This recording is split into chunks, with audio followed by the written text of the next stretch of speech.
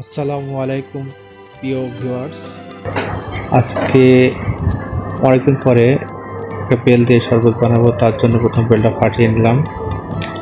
এখন এই বেলটা সম্পূর্ণ চামচ দিয়ে সুন্দর করে কুড়িয়ে একটা পাত্রে নিয়ে নিলাম। পুরো ভিডিওটা দেখতে আমাদের সাথে থাকুন, কিভাবে অল্প সময়ের মধ্যে একটা বেলের শরবত বানানো যায়। বেলটা দেওয়ার পরে কিছু পানি দিয়ে হাত দিয়ে ভালো করে চটকায় বেলের যেটা আগাছা আছে, কিছু শিকড় এবং আঁটি, ওগুলো আমরা ফেলে দেব। তার জন্য হাত দিয়ে ভালো করে চটকায় ভেতর থেকে বেলের যেগুলা আঁটি আছে সেগুলো আমরা বেছে বেছে ফেলে দেব। তারপরে সুন্দর করে গোলায় কিছু চিনি দিব, সামান্য কিছু চিনি দেবো মিষ্টির জন্য। চিনিটা আপনারা আপনাদের মতো স্বাদ মতো দিবেন।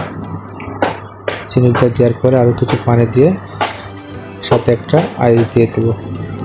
আইস দেওয়ার পরে বন্ধুরা, না খেলে বুঝবেন না, একটা ফাটাফাটি ঠান্ডা গরমের সময় আপনারা যারা বাড়িতে বেলের শরবত বানাতে চাচ্ছেন তারা এভাবে বেলের শরবত বানিয়ে খাবেন, ইনশাল্লাহ ভালো হবে।